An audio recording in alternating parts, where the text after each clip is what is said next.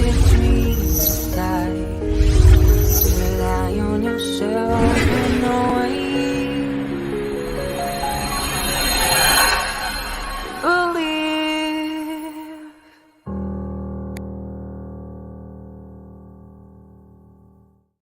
Good morning, everybody. I have to restore some stuff here before they put my live to archive. So now I have to bring it back out of archive and into the public. So hang on one second. There. All right. Good morning. Hopefully you guys are doing okay. Yeah, there you go. Edit.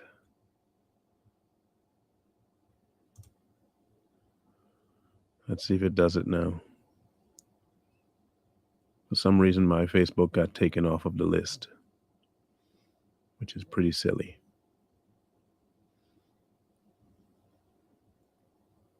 Nope. Won't come back. My apologies, Facebook.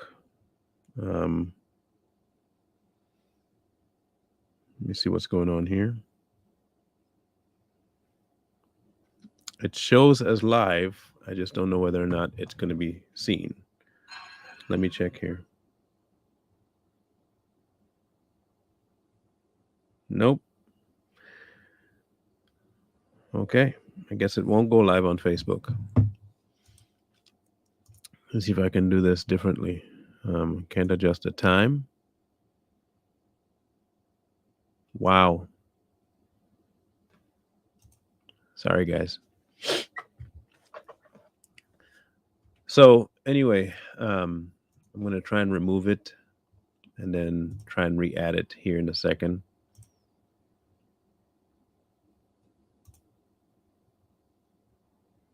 Let's see if that works. Okay, that looks like it did it. Let's find out.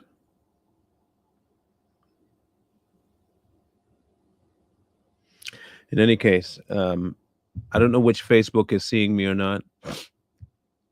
It doesn't look like my Facebook page is up. I know that Fair Media is up, but okay, mine is up. Okay, good. All right.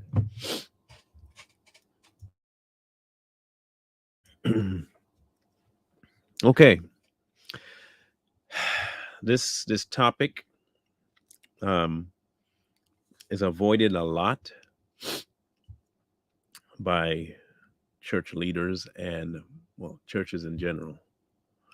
They avoid speaking about the thing that God created for procreation. They seem to have an aversion to talking about it, and many couples are left kind of floundering and going back. And yeah, no hat today. The hair's coming back, and it's getting hard to keep under a cap.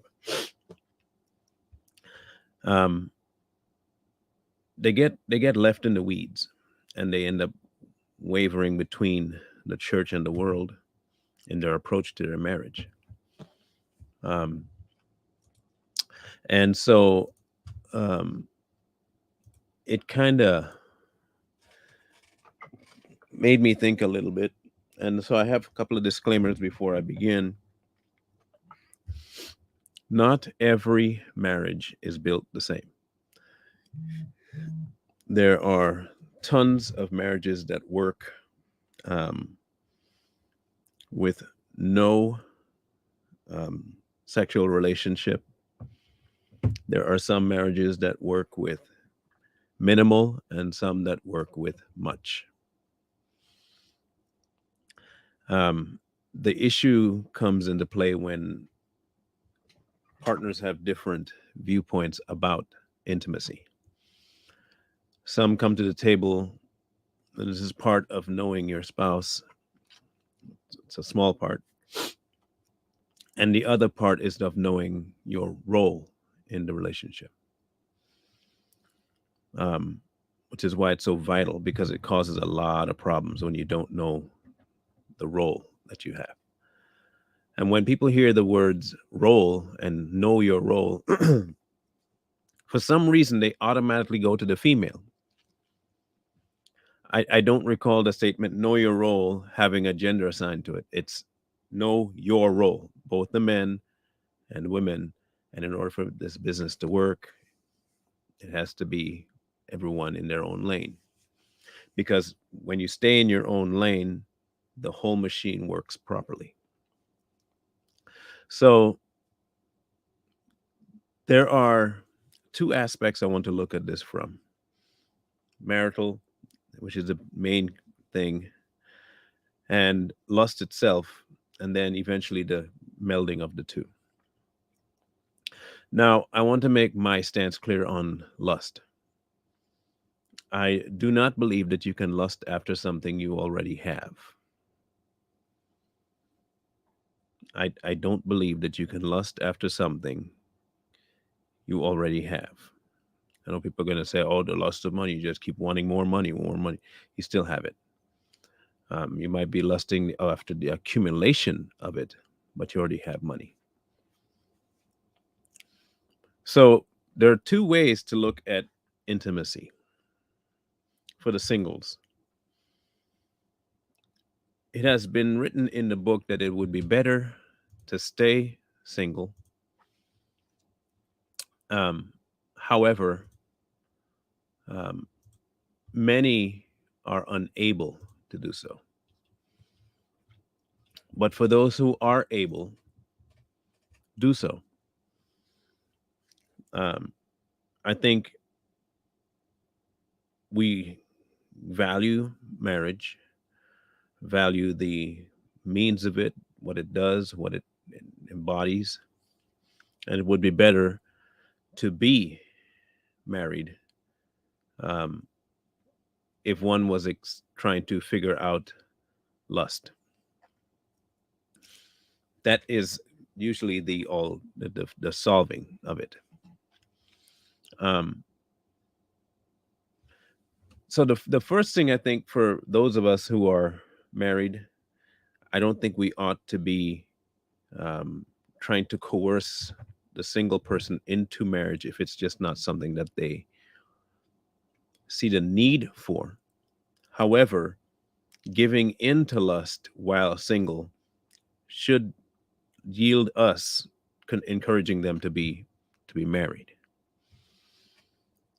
Whether we like the idea or the concept or not, marriage has all of the boundaries removed for the single person struggling. It simply does. If you are single and you can, stay so. Paul said that too. But if you're the kind of person that cannot, don't. You create for yourself a cycle of perpetual frustration and falling. So why do that to yourself? So let's look at a couple of things here. Let's look at the idea of lust, okay? Um, when best way I say this here.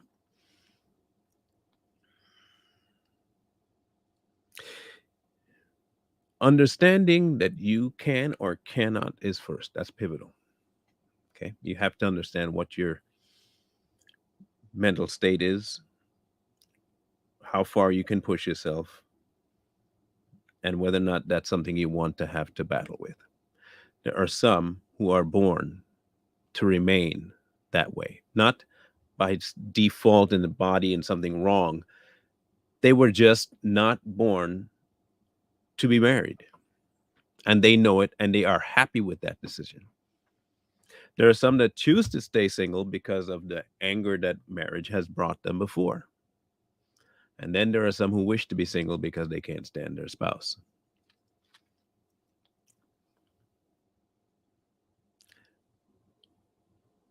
In none of those cases does lust play the kind of part I think we look at it. We hear lust and we think of man and or woman looking at somebody to want something from them that they should not. And that's true. David, Bathsheba. The question then comes in, can you lust after your husband or wife? Is it possible to lust after your husband or wife? Can anyone tell me if that's possible? Can one lust after husband or wife? Anyone have an answer to that?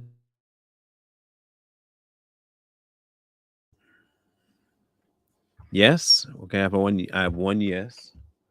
I'm going to tally these up. I'm going to tally up the yeses and the nos. Can you lust after your spouse?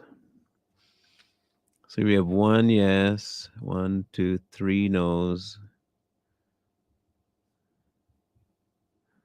four no's, one. Okay. No. No. Yes. And I don't believe so. Two of them so far. Yes. Yes. Yes. Yes. Okay, so far, the room is more inclined to believe that one can lust after one's spouse. Okay, let us do a little something here. Um, when people think of the word lust, they think of desiring something. Um, they want something so badly that they will do anything they can to have it. Okay, ultra desire, need to have it, causes you to act irrationally. Lust. Having inappropriate thoughts, all that stuff. Lust. So how is lusting after your spouse a sin? Or better yet, can you lust? Because here's the thing. If my body is not my own, but my wife's, and her body is not her own, but mine, how is it lusting? That's I'll put it to you like that. How is a woman's body not being hers and a man's body not being his? How is the desire then therefore sinful?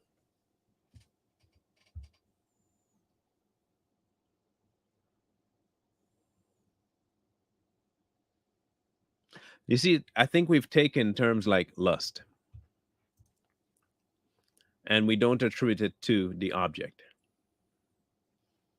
We attribute it to the emotion. There is zero way that you can lust after your husband or wife.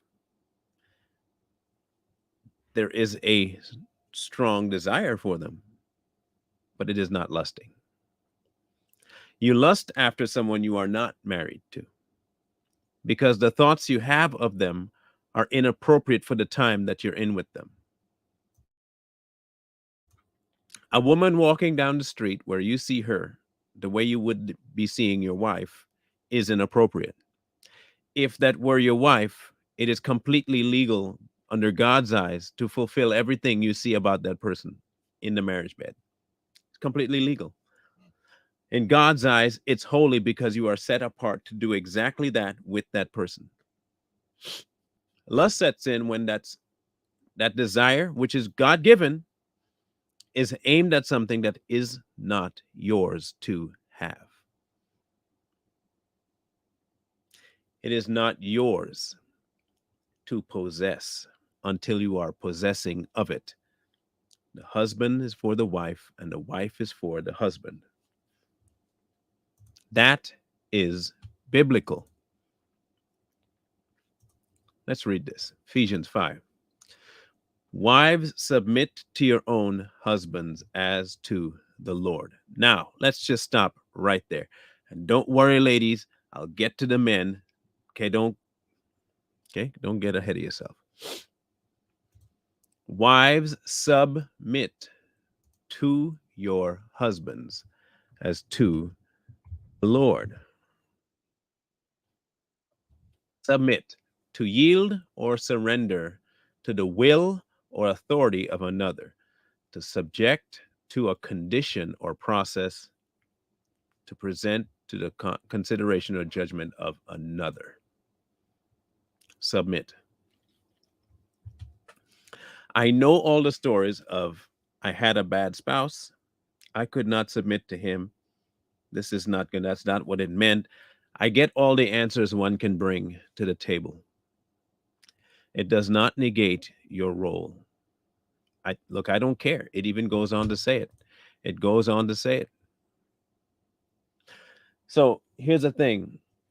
It then addresses husbands.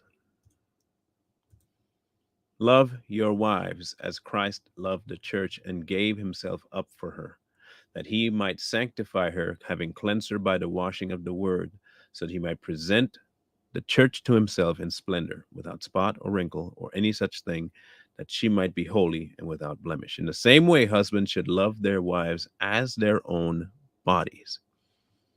He who loves his wife loves himself.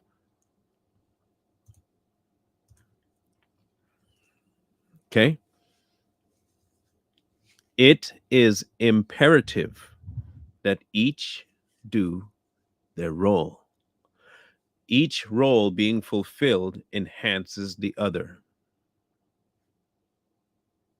Many people go into marriage with a worldly view of marriage and end up destroying their marriage because they think they can link humanistic ideas to a God-based union. And the Christians fall for it too. This whole concept of 50-50. It is a swap. It is a full swap. I no longer do the things for me, I do them for my spouse. She doesn't for her, she does it for me. When it comes to lust, it is no longer a matter of doing something for myself. The lust aspect is gone. You cannot lust after your spouse. You can only offer your body to that person because it is no longer yours. And it is no longer his. So whatever the wife requires from her husband, and husband only, don't get me wrong, it should be given. Whatever the husband desires from the wife, it should be given, because you are no longer your own.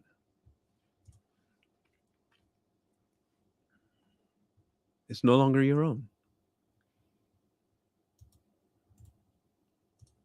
But I think many miss that.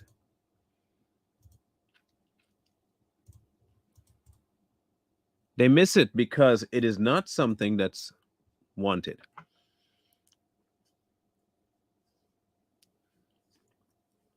Here's the thing. Social media, movies, the world has given their version of a husband. And the world has given you a version of a wife. And it has so seeped into the church that it no longer can identify what a real husband is and what a real wife is, not male or female, man or woman, husband and wife. Both the role and the station, it has been distorted. It has been distorted.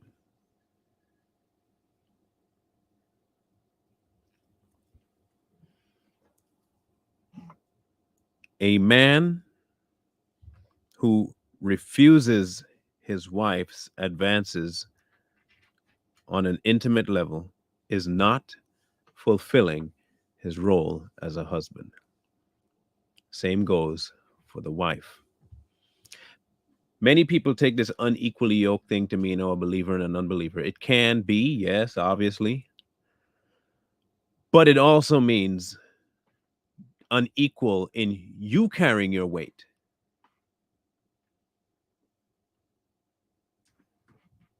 Somebody else is carrying more than you.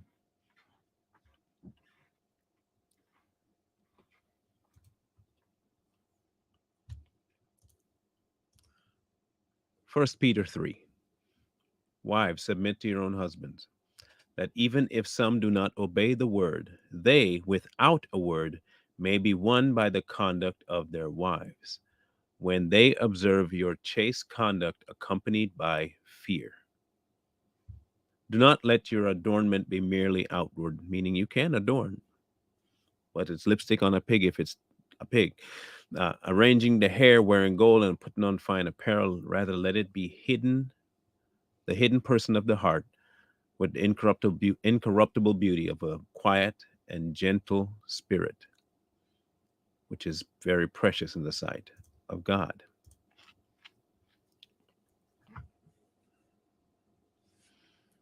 Society has everyone thinking the complete opposite. It has everyone thinking the complete opposite. The opposite meaning women don't have a specific role. Do you notice that it said that the husband in that particular case is the unbelieving one, right? And would lead your role as a wife can lead that man to God without a word.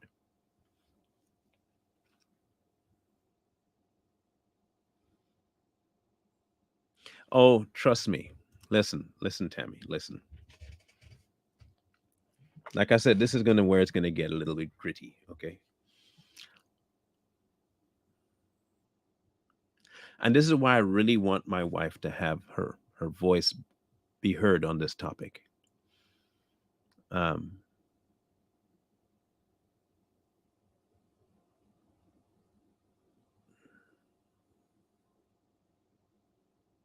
I don't know what you mean there, Jimmy. Um, I don't want to share too much of her story because it's her story to share. Let's just say that you have some similarities with her. And I can tell you firsthand that it does indeed mess with the mind. It affects everything in between how you parent, it affects how you interact with people, and it definitely affects your marriage. I get it. And my wife can speak more to it, having had similar experiences.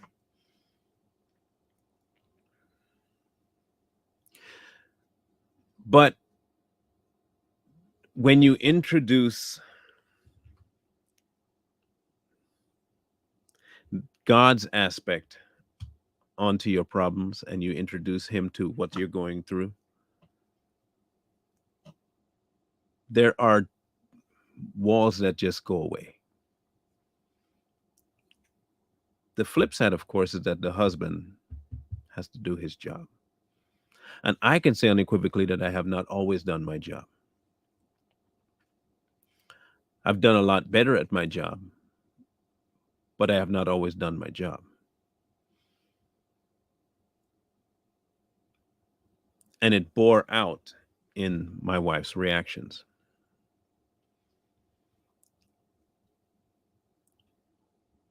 To answer this question, there are some deadly STDs out there, and you cannot expect such wives to submit to their husbands intimately, thereby risking STDs such as HP, HIV, herpes, or syphilis. Okay. then divorce.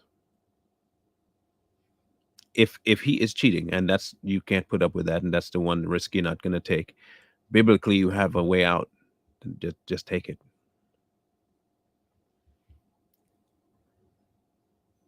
Like I said, this concept of, we love living in this hindsight stuff. We love the hindsight, but we don't like the hindsight judgment, meaning cheats.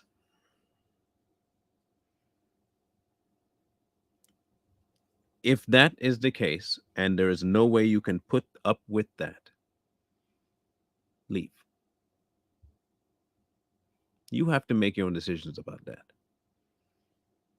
But this discussion is not just about women doing their job. I hope you guys realize this.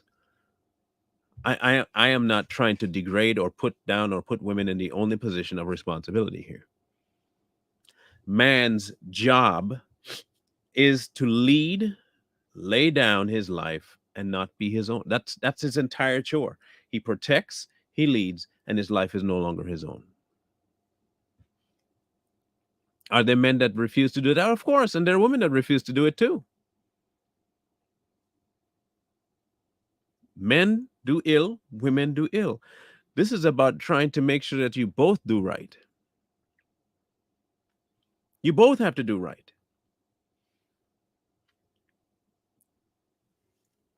If you are in a relationship right now, married, and one of you is having quite a time in the marriage, the last thing you ought to do is shut up.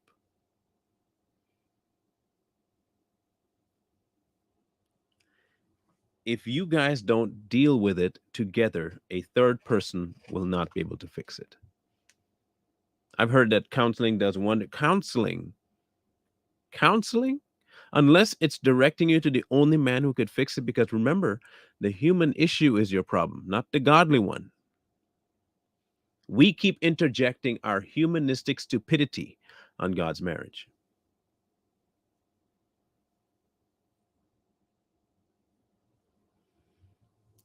God is your other person to bring into that marriage. Once he gets in there, he's the glue, he's the adhesive.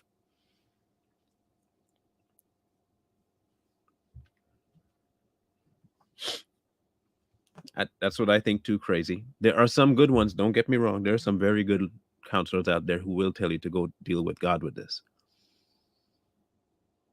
But even that, they separate certain things from God. Sexual union is rarely talked about in the same breath as God's union with man. I don't know why. The devil doesn't hold any punches when it comes to the physical aspect of life. And the excuse I heard, now I'm going to lay out all the excuses I've ever heard to what I'm talking about. Well, what he wants, I just can't give him because that's not me. I work too long of a day to come home and have to do that. This is the guy talking. I've done too much in the day and I have a headache. I can't do this right now.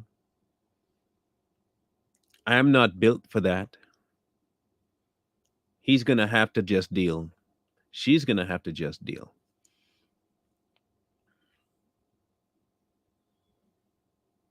You are no longer your own.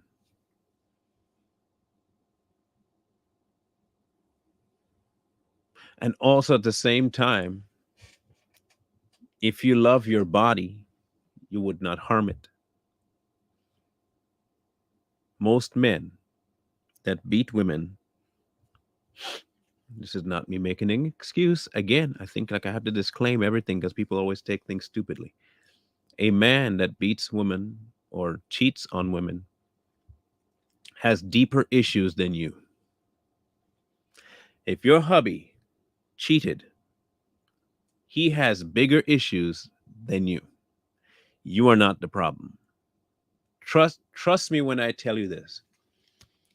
Almost 100% of the men that cheat don't do that because of their spouse. They do that because of something they're going through. Now, here's the catch 22. A man will not go to his wife to talk to him about it, talk to her about it. You know why? Society's told him not to. He can't. In fact, it's hyped him up to keep his mental state secret. And it's also told me he can't address the problem because he's not the problem. But let me tell you, as a man who has done some very horrible things, it is not about the wife. This is why you give up your life. You give up the stuff to the other person for them to take from your life what they need. If you are married to someone you say you love, now listen, hear me out. You say you love this person. Love is sacrificial.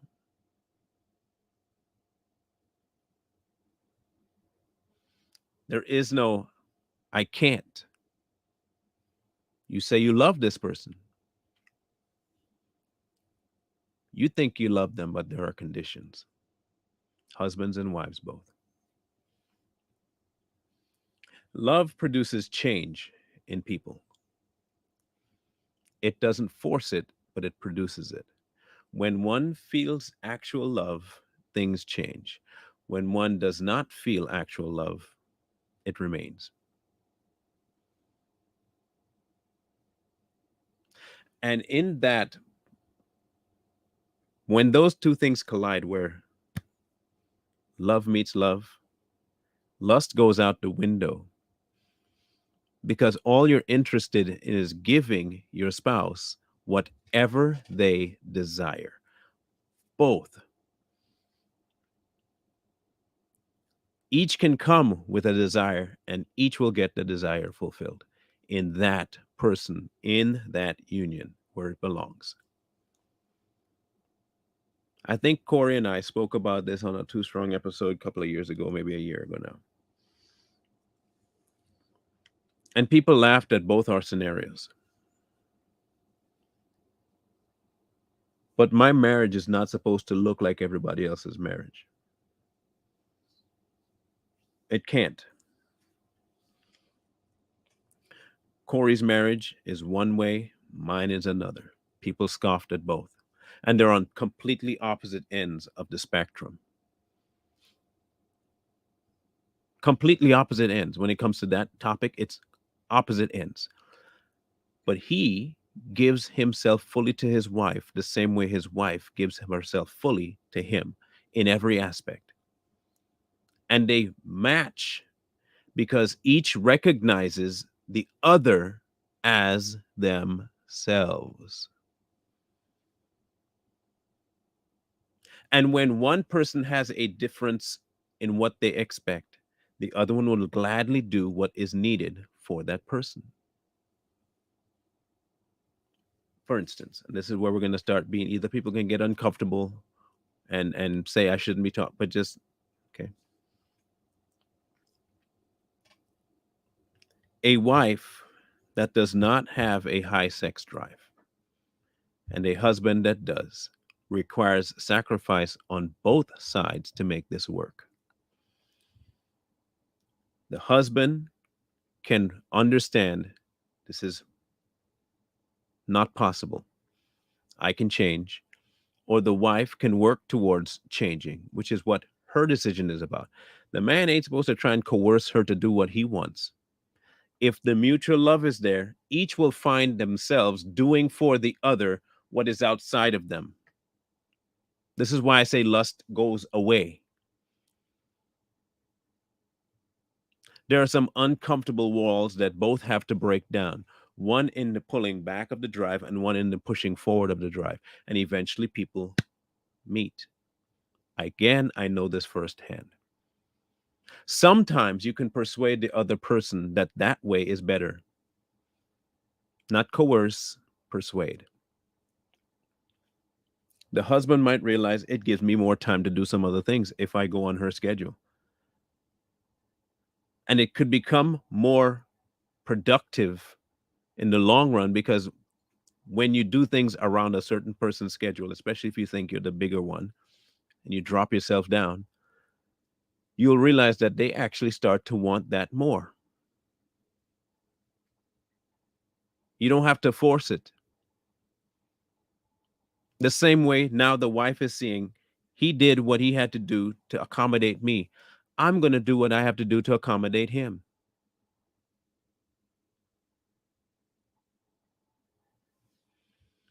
I saw it coming, but I want to catch the conversation of what it was. Okay, here's one.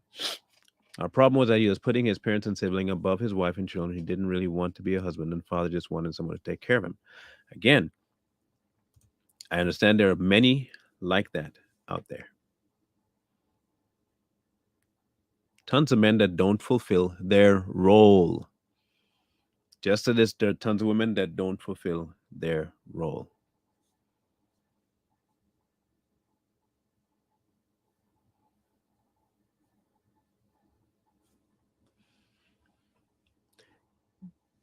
We want to look at marriage as this strawberry shortcake kind of thing. Or in some cases, money based contracts, um, an agreement, an arrangement. It's a union. And I don't mean in workers' union, it's a union, a melding of two into one. There is no longer a separation of where one starts and where one begins. There's no more separation. Your goal as a wife is not to demand things of your husband the same way the husband's job is not to demand things of the wife. Yes, there are certain things and criteria in marriage that are steadfast and hard, never going to move. Understand that. But each being sacrificial brings everyone to the middle. And everyone's middle looks different. Some women have to sacrifice a lot mentally, emotionally, and sexually to get to the middle ground. Some men have to do the same. Some have to not sacrifice anything to get to the middle. Some of them come together and already in the middle.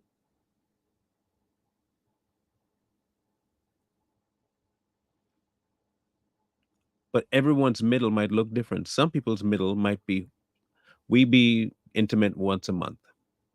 And both are, that's the perfect amount. Some are intimate every 2 months. And it is the perfect amount because in between they're bonding in other ways. And this is what I've also found. Sometimes, more likely the opposite, longer time, men and women who have been abused sexually actually thrive when they can have a person, their wife or husband, that understands the nature of that. They thrive. When that person, that spouse, can work with them where they are, either by lack of frequency or more frequency, to change the view of that act in this new confine. Because before it was associated with pain, anger, hurt, and betrayal. Now you're a married person, you have to translate that act, that violating act, into something positive, and that does not happen overnight. And it has to happen with the patience of the spouse. This is where the sacrifice comes in. To be a good husband or a good wife, you got to give up yourself and what you want to be last. That has to be last. It has to be last.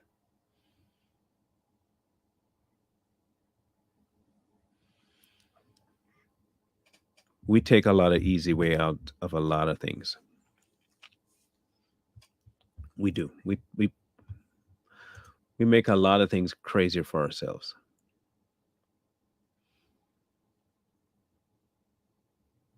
There was a statement in the Bible made in 1 Corinthians 7 about widows and the unmarried.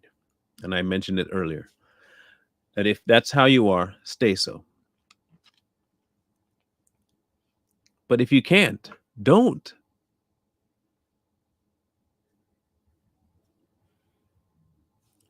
When I keep mentioning having a relationship with God, open and always going, it is really the only way He'll bring, and of course, on His timing. But sometimes He'll match two very mismatched pieces.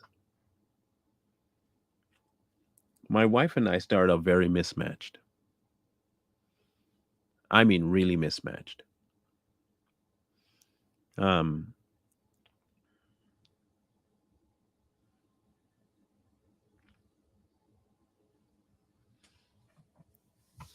I had come from a background that was saturated with porn, absolutely inundated. That's all I ever did when I was a youth, pornography.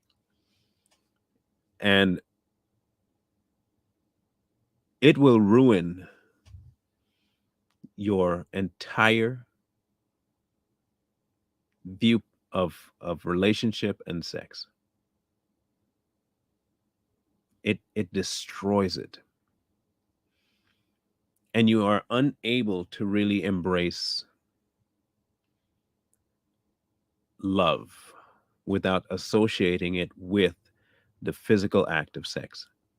Very difficult. Providing you try to do it on your own, that is. The good thing about having a spouse doing her role is that in her obedience, she can win your mind and heart over from something that egregious. The same way my patience towards my wife for what she has been through will yield a greater result in her. The walls that have been built up, the scar tissue can be gently removed. The same thing that the wife can do is repurpose the man's idea about intimacy to the correct one.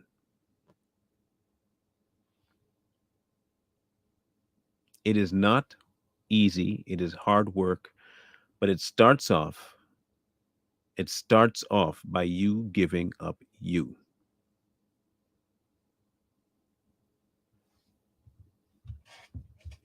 You have to give that up for it. It's supposed to be hard. Nothing worth having is easy. But think about it this way.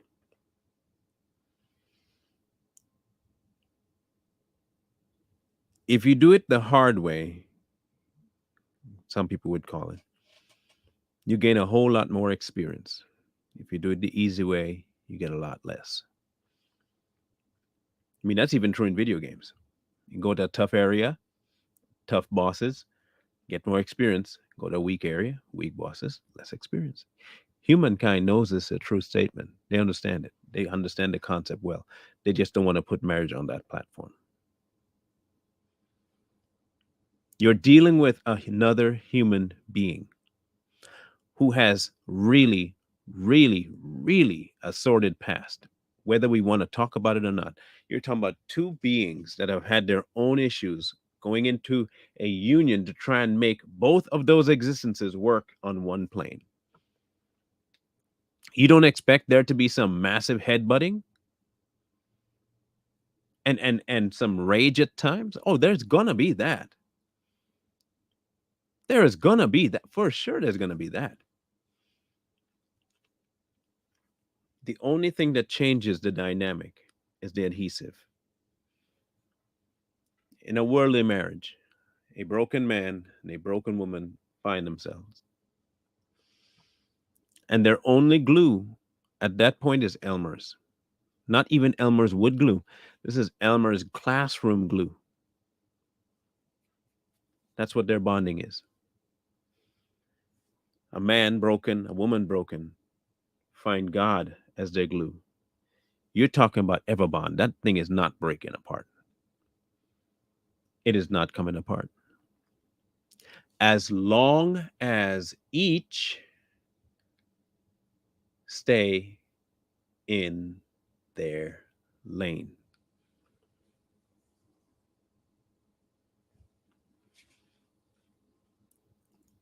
Wives submit to husbands, men submit to God.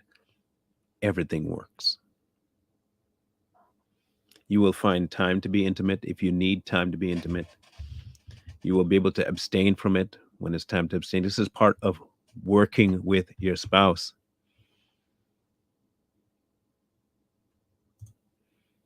This is part of working with your spouse.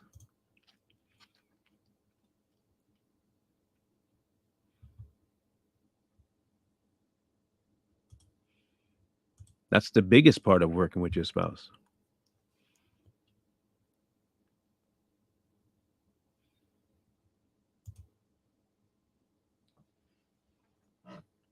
The marriage bed is sacred. People read that and they hear, oh, the marriage bed needs to remain free of adultery. Okay? Let's read what it actually says. Okay?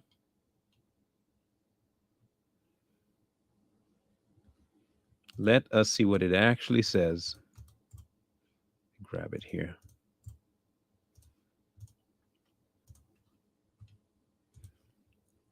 Okay. Marriage is honorable in all, and the bed undefiled, but whoremongers and adulterers will be judged.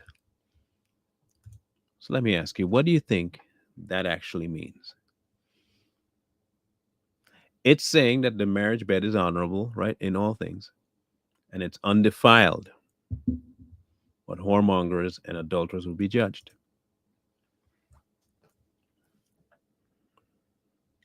What about the marriage bed is undefiled? Now, it said it should be.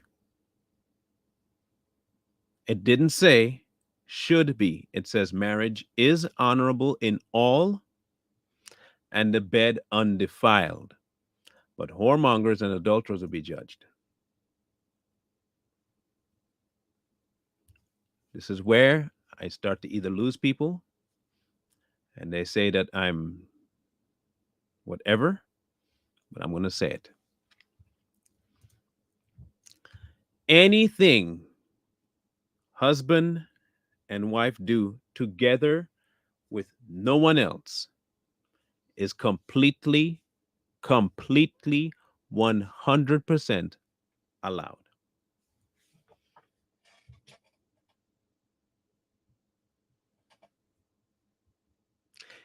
Everything that takes place in the marriage bed is honorable.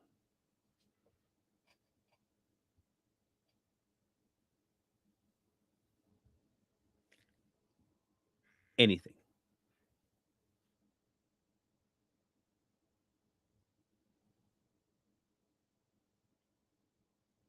Many women and some men don't want to hear that. Because if you don't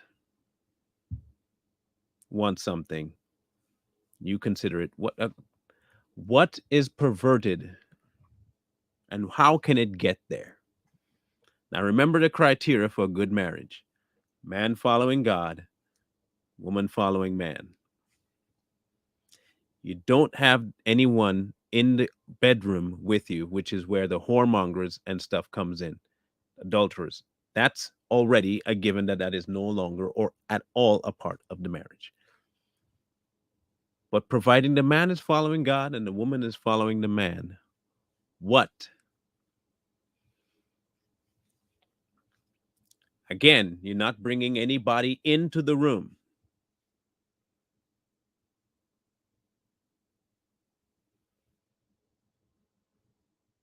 Everything is permissible.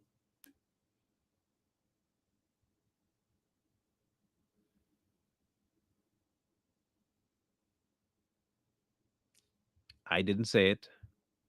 Marriage is honorable in all, and the bed undefiled.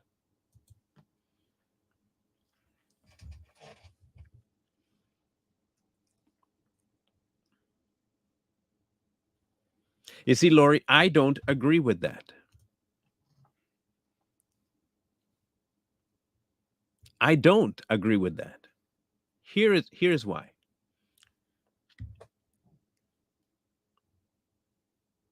Like I said, my suffering was from my own doing by putting myself into the line of pornography. When you um, come to a marriage with that in your mind, this is normally what happens. And I'm speaking to you from a male perspective only.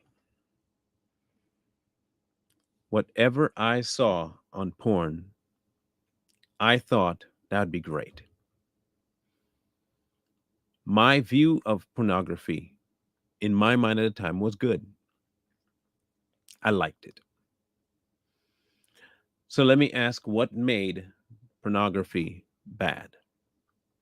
Is it the sensations that I felt? Is it the physiological reaction? Or is it the location that I was in watching it? Or was it the act of the people on screen?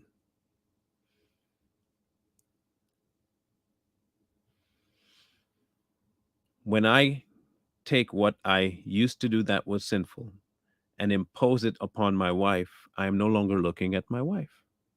That would be considered a sin. That'd be where the lust comes in because I'm not actually visualizing my wife. I'm visualizing the act I saw that was outside of my marriage. It is technically 100% cheating. However, when my wife is the object of every one of my thoughts, no one else, just her, there is nothing wrong. My affections is aimed to her.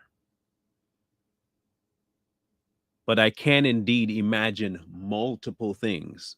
My imagination can run wild with that. It's like having $1 billion and having your imagination run wild with what you could purchase with that $1 billion. It's your money.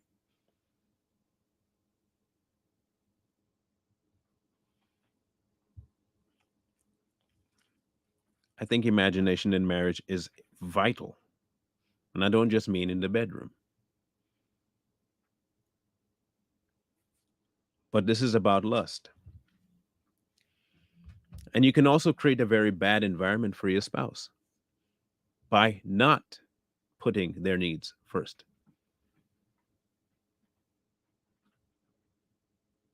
You need to put their needs first, which eliminates you bringing porn messages into your mind to give to your spouse.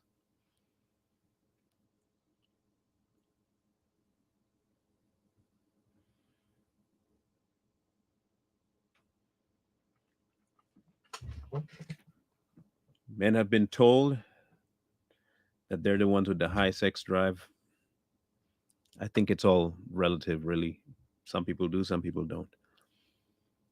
But when your life is not your own, what you feel you should have is inconsequential.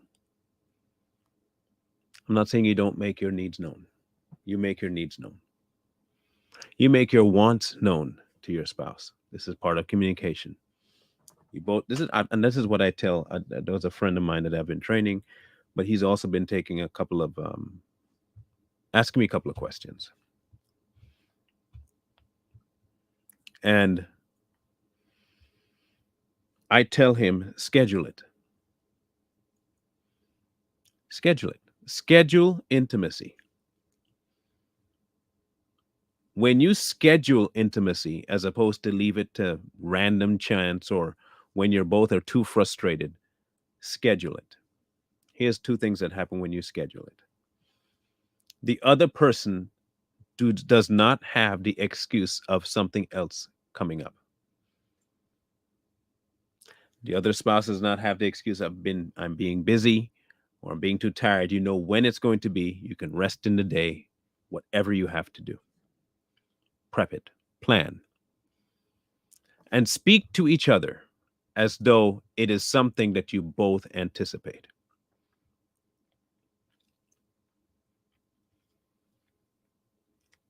But schedule it. It is no different than having sleep, no different than eating, no different than going to your job. Schedule it. Put it on the calendar.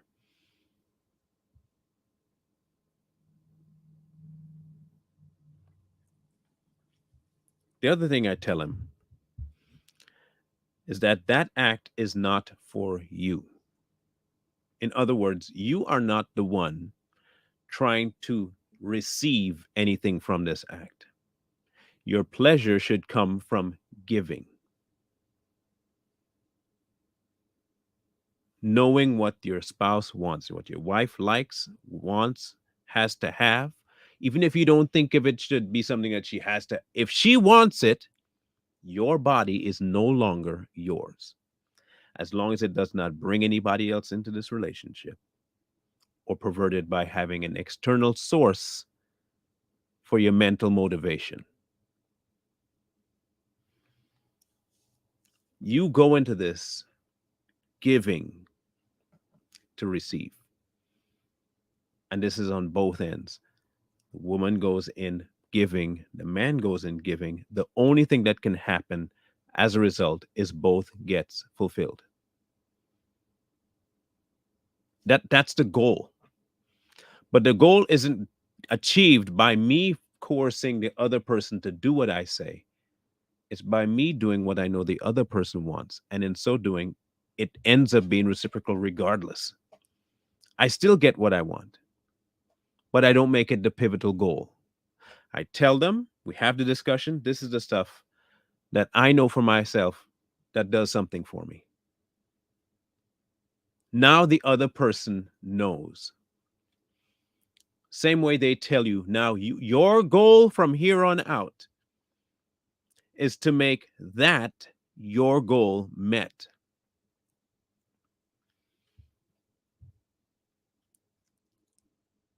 It is not you sitting back and saying, this is what I want and I better get it. And if I don't get it, I'll look elsewhere. Marriage has become something of a dealing and wheeling, and it ought not to be.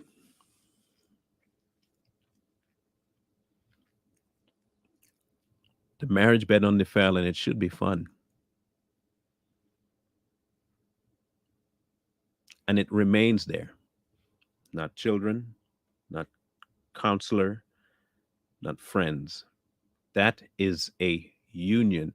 The same, it's the exact same like when you go to your closet to pray. Don't let nobody see you hollering at the sky talking about you praying. That's not for them to see. This is a connection between you and God. Go to your closet.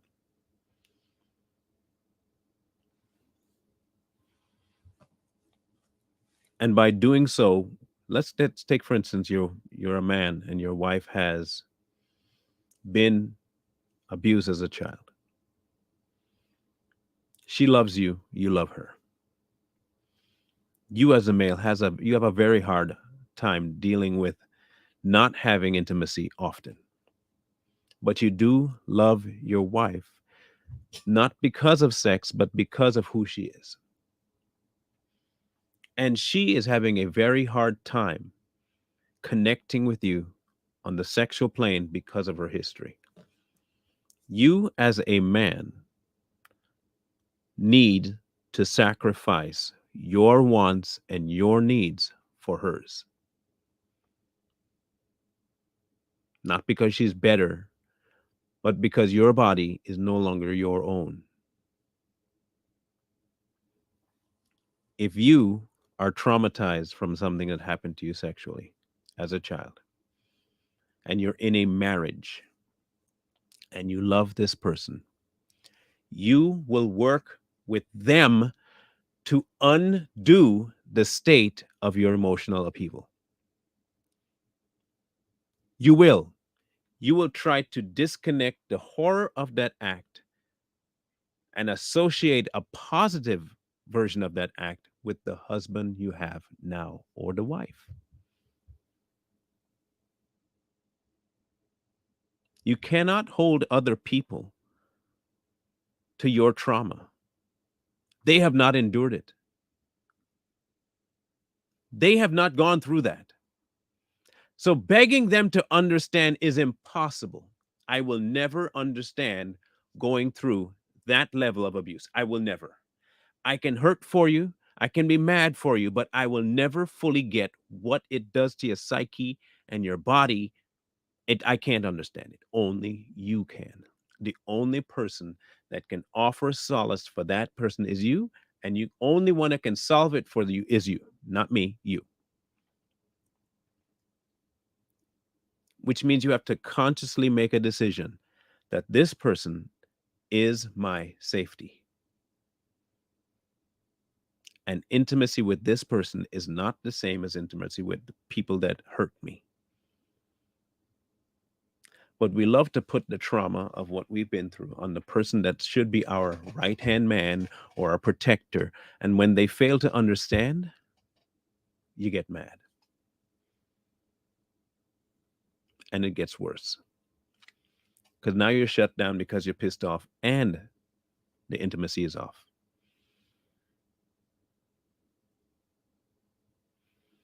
Again, anything you bring in is bad.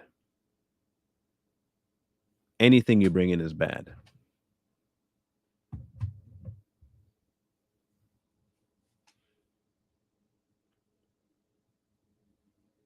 It just is.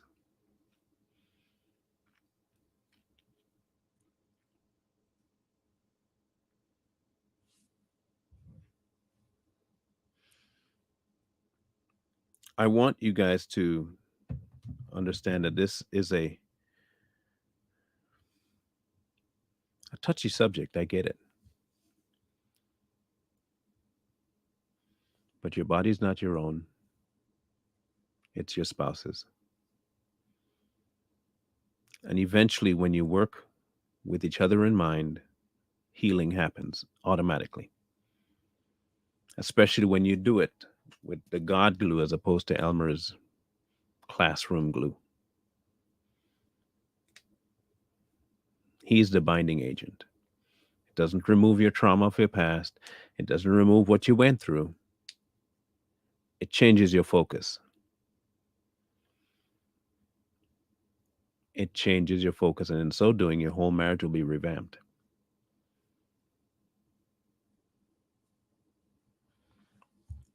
In any event, take that to heart as you will. Hopefully it did something for you. Tomorrow we'll be discussing the man named Jesus. And I've always wanted to tackle that because of the way people view the character, the person, the entity, however you want to describe him.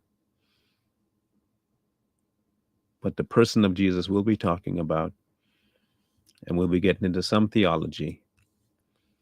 But it won't be the kind you're used to. So we'll talk about that come the morning. Of course, no Savage Patriots today, only tomorrow. It's Tuesday.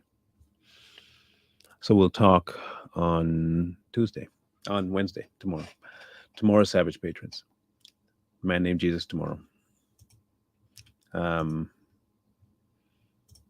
Scroll on the bottom, options again. Remember the P.O. box is gone.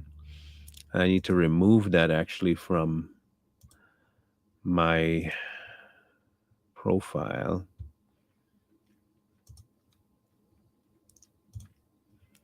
So people don't go finding it.